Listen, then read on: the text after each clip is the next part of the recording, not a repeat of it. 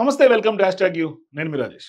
బంగ్లాదేశ్ మాజీ ప్రధాని షేక్ హసీనా ఇప్పటికీ భారత్లోనే ఆశ్రయం పొందుతున్నారు. తమ శరణు కోరినటువంటి బ్రిటన్, మిగిలినటువంటి అరబ్, యూరోప్ దేశాల నుంచి ఎటువంటి ప్రతిస్పందన రాకపోవడంతో ఇంకా న్యూఢిల్లీలోనే ఉంటున్నట్లు తెలుస్తుంది. అయితే ఇప్పుడు హసీనా అధికారికంగా భారత్లోనే శరణార్థిగా ఉండాలని భావిస్తే ఇది ఖచ్చితంగా దౌత్యపరమైనటువంటి హాట్ టాపిక్గా మారే అవకాశం కనిపిస్తోంది. సో దేశంలో విద్యార్థుల నేతృత్వంలో బంగ్లాదేశ్లో ఉద్యమం హసీనా సర్కార్ను షేక్ చేసింది. మరోవైపు దేశ ఆర్మీ కూడా కేవలం 15 నిమిషాల్లోనే రాజీనామా చేయాలని ఆదేశించింది. దీంతో ఆమె తప్పనిసరిగా దేశం విడిచి వెళ్లాల్సి వచ్చింది. హసీనా మొదట ఈశాన్య భారత్ రాష్ట్రంలో కొంతకాలం ఆగిపోతారని మొదట్లో నివేదికలు వచ్చాయి. రోజంతా బాంగ్లా గగనతలం పైన నిఘా వేసినటువంటి భారత వాయుసేనకు ఓ హెలికాప్టర్ కనిపించగానే దీనికి రాఫెల్ యుద్ధ విమానాల రక్షణ కల్పిస్తూ ఉత్తరప్రదేశ్లో ఉన్నటువంటి హిండన్ వైమానిక ఎయిర్ బేస్ కు వరకు తీసుకొచ్చాయి. ఈ లోహ విహంగంలో ఉన్నది మాత్రం ఖచ్చితంగా హసీనా అని ప్రత్యేకంగా చెప్పాల్సినటువంటి అవసరం లేదు. తర్వాత యునైటెడ్ కింగ్డమ్ కు శరణార్థిగా అప్లికేషన్ పెట్టుకున్నారు. అయితే సార్మర్ ప్రభుత్వం తమ దేశ వలస చట్టాలు అందుకు అంగీకరించమని సమాధానం ఇచ్చారు. మిగిలినటువంటి యూరోప్ దేశాలు కూడా ఇదే బాటలో నడిచే అవకాశాలు కనిపిస్తున్నాయి. ఇక బాంగ్లా మాజీ అధినేత్రికి భారత్ తప్ప మరో అవకాశం కనిపించట్లేదు. హసీనాకు భారత్ తోటే కొంత సంబంధాలు మెరుగ్గా ఉన్నాయి. అయితే ఒక యూరోపియన్ దేశం మాత్రం కొంత హసీనాకు ఆశ్రయం ఇచ్చే అవకాశం కనిపిస్తోంది. కానీ అది కూడా ఇంకా ఊహాగానాల దశలోనే ఉంది. ఎందుకంటే హసీనా ఇప్పుడు ప్రపంచంలోనే అతిపెద్ద ప్రజాస్వామ్య దేశంలో ఆశ్రయం పొందుతోంది. పైగా శాంతియుత దేశం. అన్ని లెక్కల ప్రకారం బాంగ్లా మాజీ అధినేత్రకు భద్రత కూడా హామీ ఇవ్వగలదు మన భారతదేశం. కాబట్టి ఇలాంటి తరుణంలో ఈ యూరోపియన్ దేశం ఆమెకు తీసుకోవడానికి కొంత తొందరపాటుతో వ్యవహరించాల్సినటువంటి అవసరం లేదు. ఇక హసీనా మన దేశంలో ఆశ్రయం పొందేందుకు అన్ని విధాల అర్హత ఉంది. న్యూఢిల్లీకి ఆమె పాలన ఎంత దగ్గరగా ఉందో చూస్తే నరేంద్ర మోదీ ప్రభుత్వం ఆమెను ఉండేందుకు అనుమతించడం కొంత కష్టతరమైనటువంటి నిర్ణయం ఏమీ కాదు. సో 2009లో హసీనా అధికారంలోకి వచ్చినప్పటి నుండి బంగ్లాదేశ్లో భారత్కు కొన్ని అవకాశాలు కల్పించాయి. మరోవైపు దక్షిణాసియా పొరుగునున్నటువంటి ఇతర దేశాలన్నీ కూడా న్యూఢిల్లీ దగ్గర కిక్కురుమనకుండా ఉంటాయి. ఈ తరహా ఆధిపత్యంతోనే బాంగ్లాకు మన దేశం అండగా నిలబడగలదు. సో నిజానికి భారత్ కంటే చైనాతో బాంగ్లాకు ఎక్కువ వాణిజ్య సంబంధాలు ఉన్నాయి. అయినప్పటికీ రాజకీయ నాయకత్వం మాత్రం న్యూఢిల్లీతోనే ఎక్కువ సంబంధాలు నెలకొల్పుకున్నాయి. తాజాగా బంగ్లాదేశ్ ప్రభుత్వం ప్రతిష్టాత్మకంగా భావిస్తున్నటువంటి తీస్తా నది పునరుద్ధరణ ప్రాజెక్టు ప్రారంభించడానికి చైనా ప్రాథమిక సర్వేను పూర్తి చేసిన తర్వాత కూడా భారత్ ఈ ప్రాజెక్టు సంతకం చేస్తుందని ప్రకటించింది. బీజింగ్ ను కాదని మరి ఈ ప్రాజెక్ట్ భారత్ చేపట్టడానికి హసీనా ఈ నిర్ణయం తీసుకుంది. వాస్తవానికి కొన్ని రోజుల క్రితం హసీనా బీజింగ్ పర్యటనలో తన షెడ్యూల్ని కుదించుకుంది. బీజింగ్ అగ్రనాయకత్వం తనకు ప్రాధాన్యత ఇవ్వకపోవడం, తమకు ఇస్తామన్న వాగ్దానం చేసినటువంటి $5 ట్రిలియన్ బదులుగా కేవలం 100 మిలియన్లు మాత్రమే రుణం ఇవ్వడానికి చైనా అంగీకరించడం, ఇది చైనాతో ఆమెకున్నటువంటి సంబంధాల్లో అన్నీ సరిగ్గా లేవని సూచిస్తున్నాయి. అయితే ఇప్పుడు ఇదంతా గతం. పరిస్థితి ఒక్కసారిగా 180 డిగ్రీలుగా మారిపోయింది. హసీనా అధికారంలో లేదు. ఆమె వ్యక్తిగత భద్రత ప్రశ్నార్థకమైంది. దౌత్యపరంగా హసీనా భారతదేశంలో ఉండటం మోదీ పాలనకు కూడా కొంత సవాలుగా మారొచ్చు. ఆమె గత కొన్ని సంవత్సరాలుగా యునైటెడ్ స్టేట్స్ అట్లాగే ఇటీవల చైనాకు కూడా కొంత కోపం తెప్పించగలిగింది. అంటే బంగ్లాదేశ్లో చైనా ఆధిపత్యం కూడా యుఎస్ ఉలిక్కి పడేలా చేసింది. కొన్ని రోజులుగా ఈ దేశంలో మానవ హక్కులను భంగం కలుగుతున్నాయని, పారదర్శకంగా ఎన్నికలు జరగట్లేదని ఆరోపణలు గుప్పించడం ప్రారంభించింది. సో ప్రధానమంత్రి పదవికి రాజీనామా చేసిన వెంటనే హసీనా వీసాలను రద్దు చేయడంతో కొంత జో బైడెన్ ప్రభుత్వం చేసినటువంటి మొదటి పని. లండన్లోని యూకే ప్రభుత్వం హసీనాను వసతి కల్పించలేకపోవడానికి కూడా కొన్ని విధానపరమైనటువంటి సాంకేతిక కారణాలతో ముందుకు తెచ్చింది. ఇక ఇది ఊహించినట్లుగానే బైడెన్ కొంత పరిపాలనలోనే కలిసి పనిచేసింది. సో ఢాకాలో కొత్త మధ్యంతర ప్రభుత్వం అధికారంలోకి వచ్చిన తర్వాత సమీప భవిష్యత్తులోనే దౌత్యపరమైనటువంటి ప్రతిష్టంభన తలెత్తే అవకాశం ఉంది.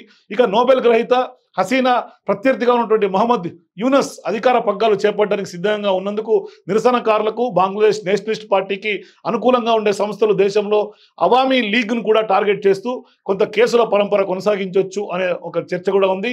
ఇక హసీనాపై కొన్ని నేరారోపణలు సైతం వస్తాయి.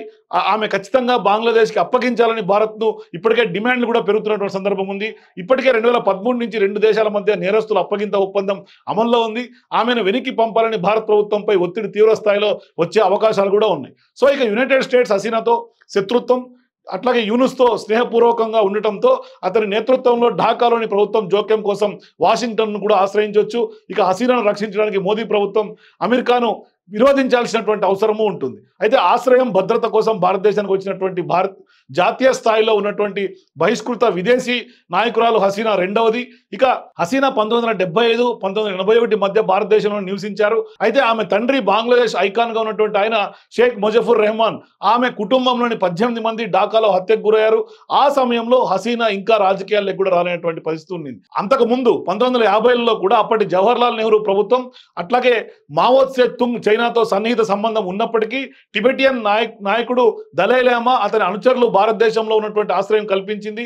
సో ఇక ప్రవాస టిబెటియన్ ప్రభుత్వం ఇప్పుడు కూడా హిమాచల్ ప్రదేశ్లోని ధర్మశాల నుండి పనిచేస్తుంది. అయితే 1950ల నాటి పరిస్థితులు ఇప్పుడున్నటువంటి పరిస్థితులు చాలా భిన్నంగా ఉన్నాయి. హసీనాను అప్పగించాలన్న ఢాకా అభ్యర్థనను భారత్ అంగీకరించకపోతే ఇది ఖచ్చితంగా ఇద్దరి మధ్య ఘర్షణను పెంచుతుంది. ఇది బంగ్లాదేశ్తో భారత్ వాణిజ్యంపై కొంత తక్షణ ప్రభావం చూపుతుంది. ఈశాన్య భారత రాష్ట్రాల్లో రెండూ సుదీర్ఘమైనటువంటి సరిహద్దును పంచుకున్నందున భద్రతపై ప్రభావం చూపుతుంది. దీన్ని మరింత దిగజార్చడానికి ఢాకాలోని ప్రభుత్వం భారతదేశానికి విడిచిపెట్టి పెట్టుబడులు వాణిజ్యం కోసం చైనాను ఆశ్రయించవచ్చు.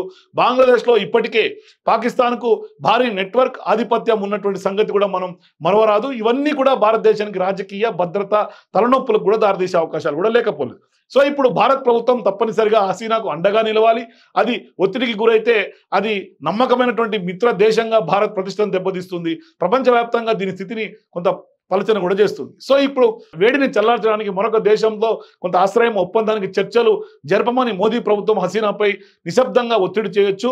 హసీనాకు ఆశ్రయం ఇవ్వడంతో దౌత్యపరమైనటువంటి పతనం అనూహ్యమైంది. ఇక నాటో తన 75వ వార్షికోత్సవం జరుపుకుంటున్నటువంటి సమయంలోనే ప్రధానమంత్రి నరేంద్ర మోదీ మాస్కో పర్యటన ద్వారా జో బైడెన్ పరిపాలనను భారత ప్రభుత్వం ఇప్పటికే కొంత చికాకు పెట్టేట్లు కనిపిస్తోంది.